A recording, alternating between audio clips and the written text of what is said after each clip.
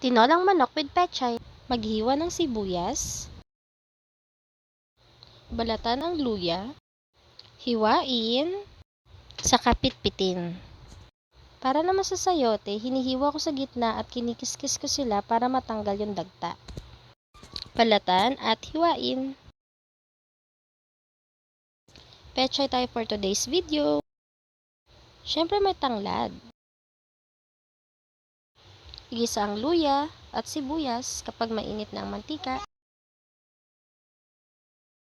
Ilagay ang ating manok. Halo-haluin para mag-incorporate ang lasa ng ginisang luya at sibuyas. Shoutout na rin pala kay Ate Lorin. Takpan muna natin for 5 minutes.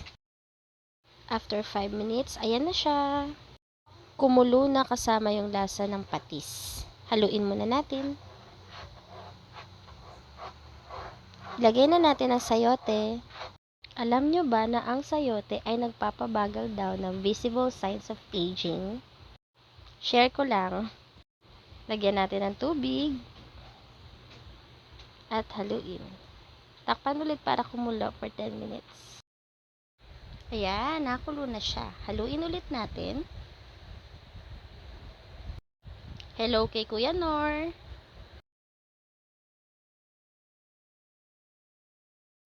Ilagay na natin ang star ingredient, taglad.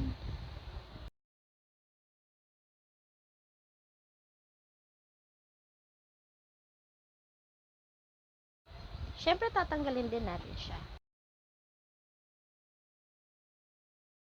Ilagay ang pechay ni Ate Nene.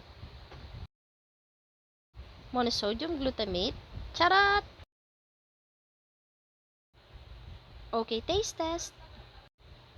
Matabang pa. Lagyan natin ng konting asin. Taste test ulit. Yan, yummy. And tada!